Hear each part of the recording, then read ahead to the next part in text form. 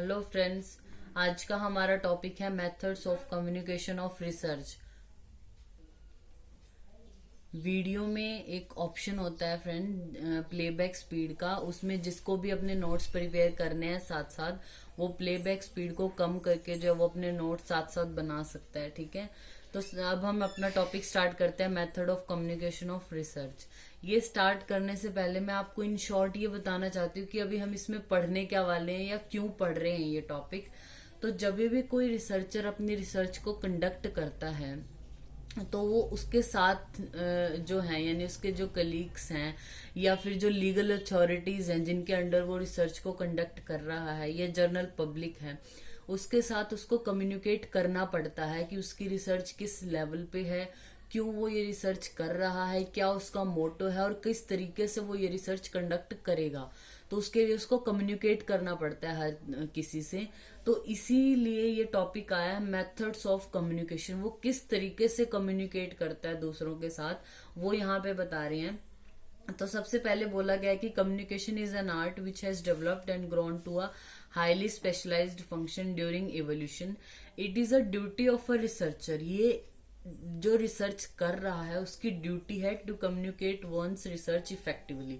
अपनी जो रिसर्च है उसके बारे में दूसरों के साथ कम्युनिकेशन करे, अच्छे से उसको बताए, इफेक्टिवली बताए, इंटरेस्टिंगली बताए, लेगिटिमेटली बताए, यानी पूरे लीगल तरीके से कंडक्ट करे टू द फेलो रिसर्चर जो उसके साथ हैं रिसर्चर उस रिसर्च में, या फिर उसके कलीग्स हैं दूसरे, उनको, लीगल अथॉरिटीज को और जनरल पब्लिक को भी अच्छे से अपनी रिसर्च के बारे में बता सके, कम्युनिकेट कर सके। And effective communication is the cornerstone of any type of presentation.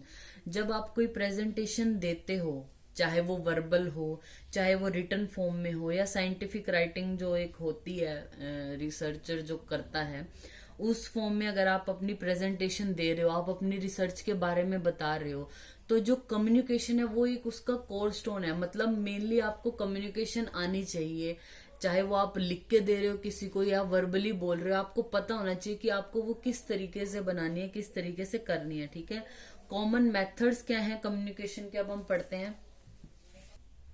Common method जो कम्युनिकेशन के हैं वो सबसे पहला आता है रिपोर्ट राइटिंग।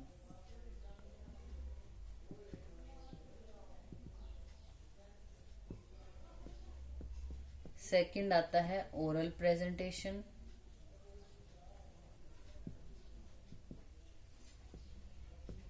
थर्ड आता है पोस्टर प्रेजेंटेशन। जब एक रिसर्चर अपनी रिसर्च कंडक्ट कर रहा है वो इन तीन तरीकों से कम्युनिकेट करता है दूसरों से। या तो रिपोर्ट राइटिंग उनको लिख के देता है, या फिर उनको ओरली प्रेजेंट करता है कि वो क्या कर रहा है, किस तरीके से उसकी रिसर्च कंप्लीट हो रही है, क्या उसने मेथड्स अपनाए हैं, या फिर पोस्टर प्रेजेंटेशन की फॉर्म में। तो सबसे पहले हम पढ़ते हैं रिपोर्ट राइटिंग। रिपोर्ट राइटिंग में क्या है, it is considered a major component of the research study process as the research remain incomplete till it is reported। ये मेन है। क्यों मेन है, क्योंकि एक रिसर्च, अगर सपोज एक रिसर्चर ने एक रिसर्च कंप्लीट कर ली, लेकिन वो कंप्लीट तब तक नहीं मानी जाएगी जब तक वो उसको रिपोर्ट नहीं करता, उसको कह देते हैं कि पूरा लिखित में नहीं देता कि उसने किस तरीके से क्या किया है, क्या उसका फाइनल रिजल्ट आया। जब तक वो उसको एक रिपोर्ट की फॉर्म में नहीं बताता तब तक वो इनकम्प्लीट मानी जाती है। ठीक है, और रिपोर्ट जब वो कोई लिखता है तो अब हमें पता होना चाहिए कि रिपोर्ट राइटिंग करते कैसे हैं। तो जो लैंग्वेज है वो फॉर्मल होनी चाहिए, should be always written in academic style. Academic style में लिखी होनी चाहिए, नॉट इन अ जर्नलिस्टिक जो फैशन होता है उसमें नहीं लिखनी। A comprehensive layout of a research report should be contain. एक अगर आपको अपनी रिपोर्ट राइटिंग करनी है, एक रिसर्च की आप रिपोर्ट बना रहे हो, तो आपका एक लेआउट, मतलब एक पूरा कैसे आपको लिखना है, किस तरीके से लिखना है, वो हम बता रहे हैं। तो पहला आता है प्रीलिमिनरी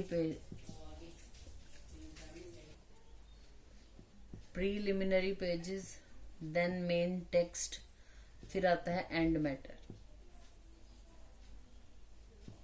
ठीक है, कोई भी आप, जैसे आप एक इसको ध्यान में रखो, अपनी बुक को ध्यान में रखो।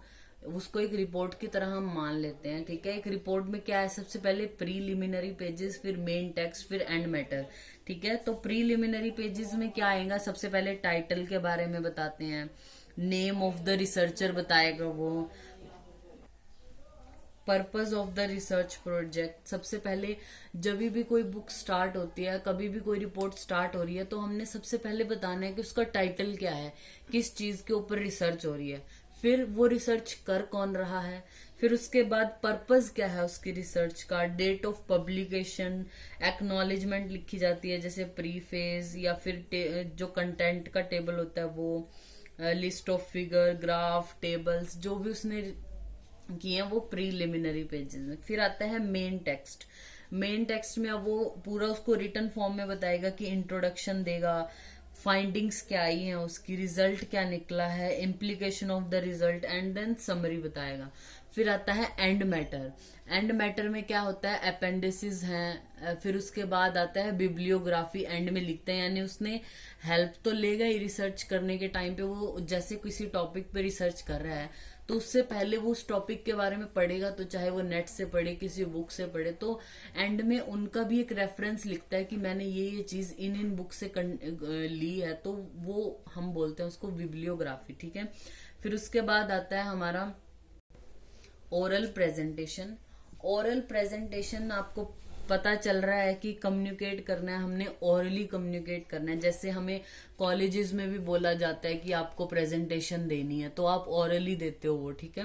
तो ओरल प्रेजेंटेशन में इसके प्रिंसिपल्स क्या हैं, प्लान करना है आपने, प्लान द टॉक, यानी हमने ये प्लान करना है अकॉर्डिंग टू टाइम, हम कैसे बोलें, प्लेस ऑफ प्रेजेंटेशन, किस जगह पे हम प्रेजेंटेशन दे रहे हैं, ऑडियंस क्या है हमारी, क्या क्या परिस्थितियां हैं, सर्कमस्टांसेस क्या है, इनको देख के हमें प्लान करना है अपनी टॉक को, ठीक है। यानी हमारे प्रिंसिपल्स में ओरल प्रेजेंटेशन के पहला आता है प्लान द टॉक, जिसमें होगा according to time, place of presentation, audience and circumstances. अब हमने सोच लिया कि हम ऐसे ऐसे बोलेंगे, इतने टाइम में ये खत्म करना है, ये ऑडियंस है, हमने ये सब बोलना है।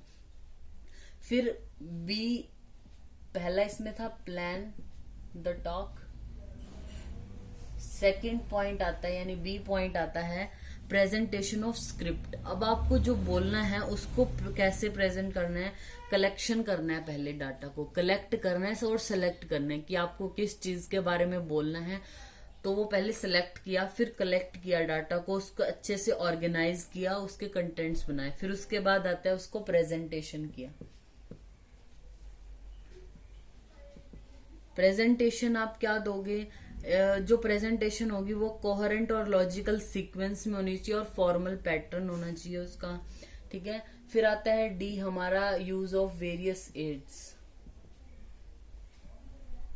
अब हम ओरल प्रेजेंटेशन दे रहे हैं, जब भी आपने देखा होगा कॉलेजेस में भी जब प्रेजेंटेशन होती है, तो जब भी कोई टीचर प्रेजेंटेशन दे रहा है या बच्चे भी दे रहे हैं, तो उनको पीपीटी बनाने के लिए बोलते हैं, यानी विजुअल जो एड्स हैं वो भी ऐड कर देते हैं। उसमें क्या होता है, ये हमारी प्रेजेंटेशन को मोर इफेक्टिव और इंटरेस्टिंग बनाता है। Common visual aid are use regularly nowadays, like PowerPoint जो हम स्लाइड्स बनाते हैं, और स्लाइड जो होती है वो क्लियरली विजिबल होनी चाहिए, 60 वर्ड्स होने चाहिए मैक्सिमम एक स्लाइड में।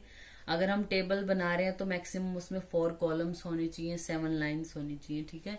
तो ये ओरल प्रेजेंटेशन होगी। फिर आता है पोस्टर प्रेजेंटेशन, पोस्टर के रूप में हमें प्रेजेंट करना है, ठीक है। जनरल फॉर्मेट क्या है पोस्टर का, हमारे टाइटल होगा, इंट्रोडक्शन बताएंगे, study design, result, conclusion, references, acknowledgement, ठीक है। तो ये हमारा हो गया methods of communication of research, यानी जो रिसर्चर है वो अपनी रिसर्च के बारे में कैसे कम्युनिकेट करेगा। First of all report writing करके, उसके बारे में सबको बता के कि क्या मैंने ये क्यों शुरू किया है, टाइटल क्या है, ठीक है।